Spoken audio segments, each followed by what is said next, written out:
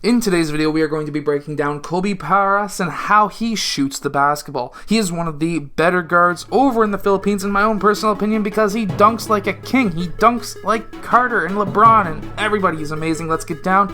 Let's check out how Kobe Paras shoots the basketball. So the first thing that I always like to look at is the feet and where the feet are pointing. Well, actually what we can see here is actually both feet are pretty well pointing towards the rim.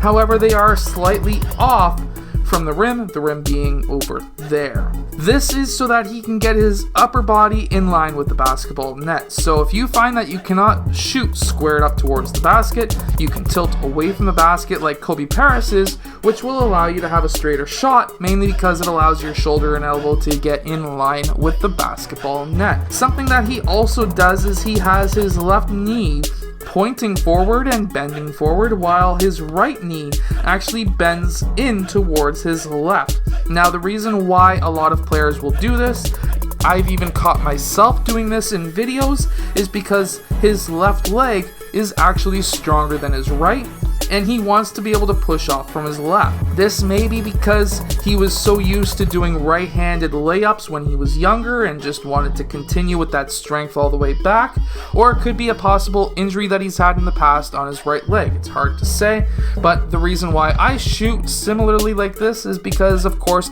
I've had a torn ACL, MCL, meniscus, and my left leg is a heck of a lot stronger than my right. He gathers right at his hips, but he has no dip. He goes straight from gather into his set point, and he does that actually very quickly. He does this gather to shot very quickly, and it catches a lot of different players off guard. So if you wanted to be able to shoot faster, this is actually one way that you can do that. Something that I really like as well, when he kicks this right leg down, he kicks it down with his toes on the ground. You can see the shadows underneath his heels, which means that he has flexed and he's engaging his calves, which will allow him to get up off the ground quicker once again, making his shot super quick. When he then extends his legs fully, he gets them totally straight once he has left the ground, which will allow for perfect energy transfer up into his hips, shoulders, and then elbow.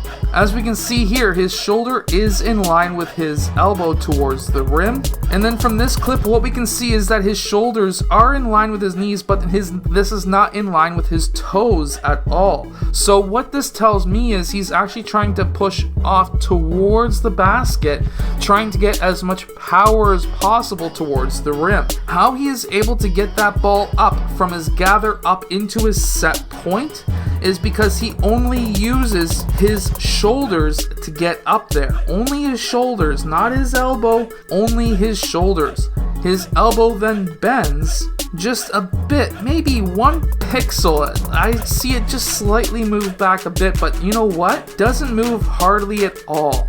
The reason why this is important is because the least amount of movement on the elbow, the better for consistency. Something else is that his hand is behind the ball, not underneath, which then tells me that he has a quick release, and he actually has what seems to be a little bit of a soft release as well. Usually, I'm going to tell you right now, usually when you have a straight wrist back, that's a hard release usually, because that will allow you to have a quicker release. But I think he has a hybrid between this, because it's allowing for a quick release up here. His gather up into his set point is quick, which allows for a quick release, but he has that quick release with a soft flick, which allows him to get a lot of arc on that ball, but a lack of spin. His set point is above his forehead, not in front, but above.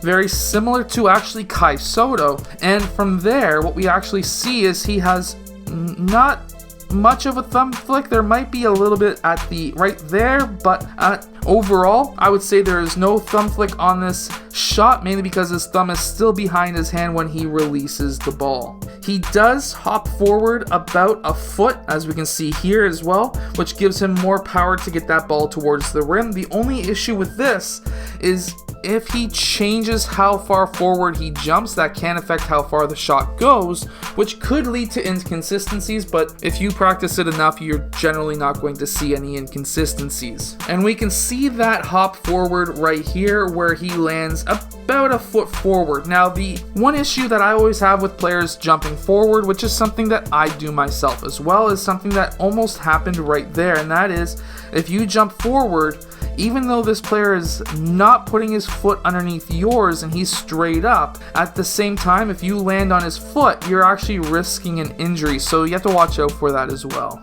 Something I do also want to point out is when he releases that ball, it does seem to be coming off of all 3 fingers at the same time, which usually does mean it's the middle finger that touches it last, but according to all of the footage that I have found, even this one being the clearest, looks like it's all 3 at once, and he actually has a slight side flick on that ball as well. But we can see it here, once he gets up into his set point, even though it was over top of his forehead, we can see that that shoulder is in line with the elbow and that ball is in line with that upper arm, which does allow for a made shot a lot. And by the way, you can't deny this guy can dunk amazingly. Like, check this out, huge dunk over top of 2 good defenders. Absolutely amazing. I hope that this video helps you become a better shooter. If it does, hit that like button and subscribe. I'll see you guys again next time.